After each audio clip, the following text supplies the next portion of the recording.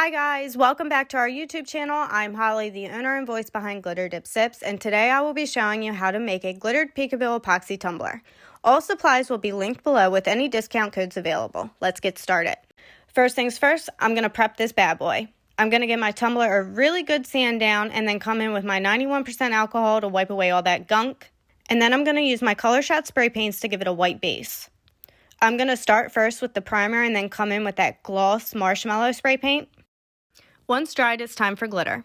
I'm going for spring vibes, so I chose Keylime, Skylite, Sophie, Pineapple, and Creamsicle. These are all extra fine cut iridescent glitters that you can find on our website at glitterdipsips.shop.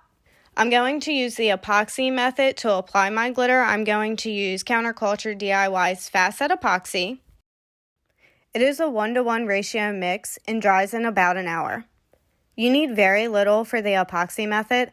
I mix more than needed just so it's easier to work with, and then whatever epoxy is left over, I'll add in some glitter and throw it into a keychain mold. I prefer to apply my epoxy with my finger so I can feel how thick the layer of epoxy is and to make sure that it's an even coat all the way around, but you can also use a foam brush to apply your epoxy. Once my epoxy is evenly applied, I'll start sprinkling the glitter onto the tumbler. I do a little of each color at a time, and then I'll repeat until I have full coverage all the way around the tumbler.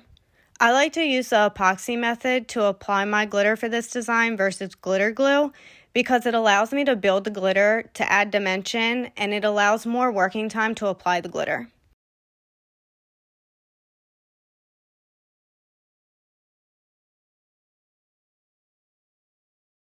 After I've let the epoxy cure for about an hour, I come in with my little brush and just brush off any of the excess glitter off of the tumbler.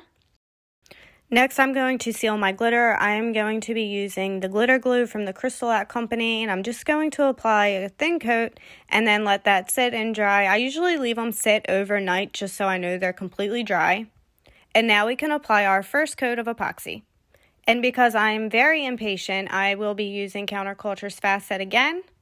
Also, do not stress about bubbles in your epoxy. Apply your epoxy to your tumbler and then come in with the heat torch and pop them, and it was like it was never even there. I found this floral design on Creative Fabrica and it's linked below. If you've been following me for a while, then you know decal day will kick my butt. So after an embarrassing 2 hours of waiting, here's my offset and my knockout pieces. I'll apply my larger decals first. I don't really have a plan for placement. I just kind of put stuff where I think it'll look best, and then I'll come in with my flowers to fill in any blank spaces. Here's how she looks with all the decals. So I learned this trick from VMD Designs, the peekaboo queen herself.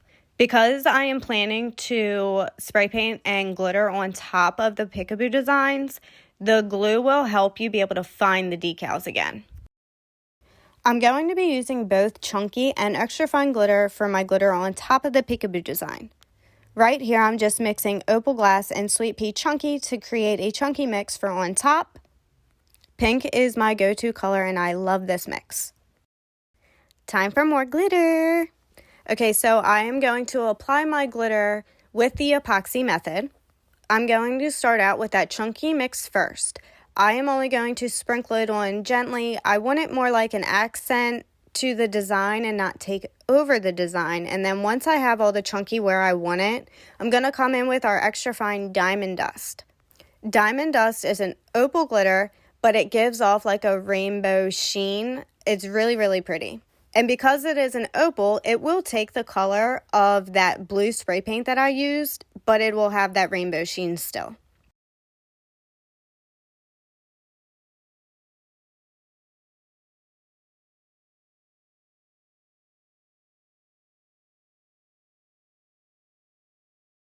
This part's really important. Immediately after glittering, I will remove those decals. You do not want those decals to cure under the epoxy because you won't be able to get them off. Then I'm going to use my parchment paper to roll out my tumbler. This helps flatten any chunky glitters or anything that's sticking up to make the epoxying easier. I will come in with my brush afterwards and brush off any excess glitter and tap down any chunky glitters that I missed. Once cured, I will come in with my spray sealer and seal multiple times to make sure there is no more fallout. And now for more decal work. So I found this super cute mama decal. It's in the shape of a heart, and I did create an offset, which you'll see shortly. But right now I'm just kind of measuring where the center of the tie-dye print on this vinyl is to match up with the size of the mama decal, because I want to put it in the middle of the tumbler and have the tie-dye print wrap around the tumbler in the center. So once I mark the width of that decal, I'm going to come in and just trim up this vinyl with my little cutter here.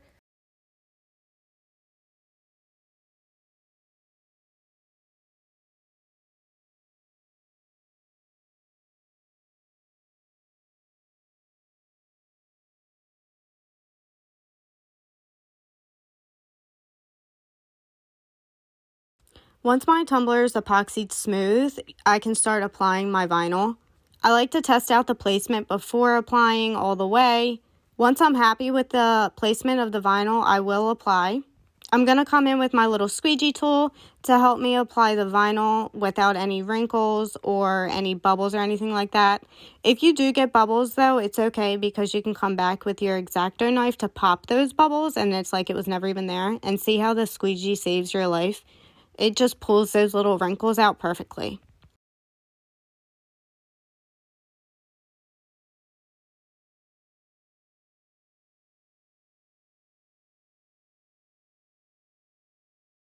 Now that the tie-dye vinyl is applied, I can come in with my little decal. This is the Mama decal. I found this on Creative Fabrica. I will link it down below. I created the offset in Cricut Design Space.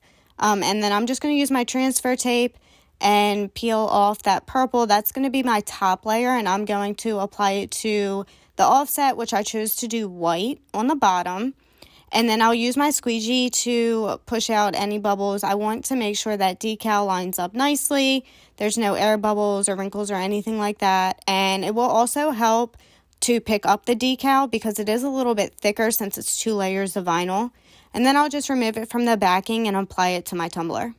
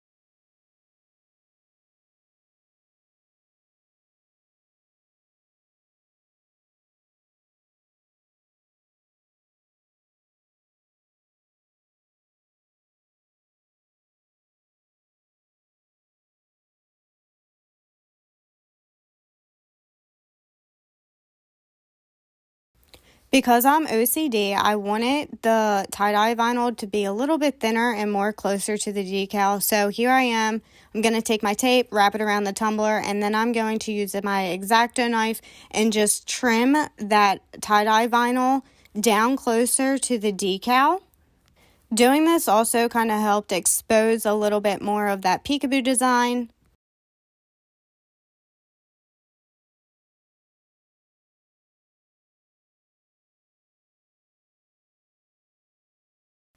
Next, I applied my offsets. I actually had to do this off camera because I couldn't see what the heck I was doing and it was just a hot mess. For intricate designs like this, I like to finish weeding the insides of those floral prints on the tumbler. That way you're not losing any of the tiny pieces. Also, I would like to note that time-lapse is the real MVP here, making me look like I weed like a boss when I don't. This took way longer than I would like to admit, but it turned out absolutely gorgeous and I love it so much. You're probably thinking to yourself right now, hey man, we already did that. Where'd the mama decal go? And you're right, we did, but I didn't like it, so I took it off and now I'm doing something different.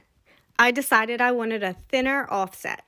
So I took that decal off, made a new decal, and then had to try and replace it on the vinyl, even though I already cut it to fit the other decal. So that was fun.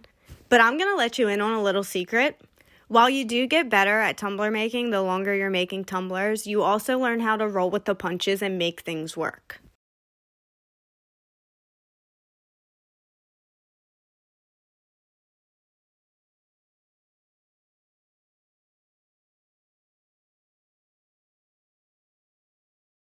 These vinyl lines will really pull together the design. Finally, we're going to apply epoxy. Once that coat of epoxy is cured, I will sand down my tumbler, clean up my rim, and then apply that final coat of epoxy. I'll let it set for 72 hours for a full cure, and she'll be ready to go. If you enjoyed this tutorial, please don't forget to like and subscribe, and we'll see you next time.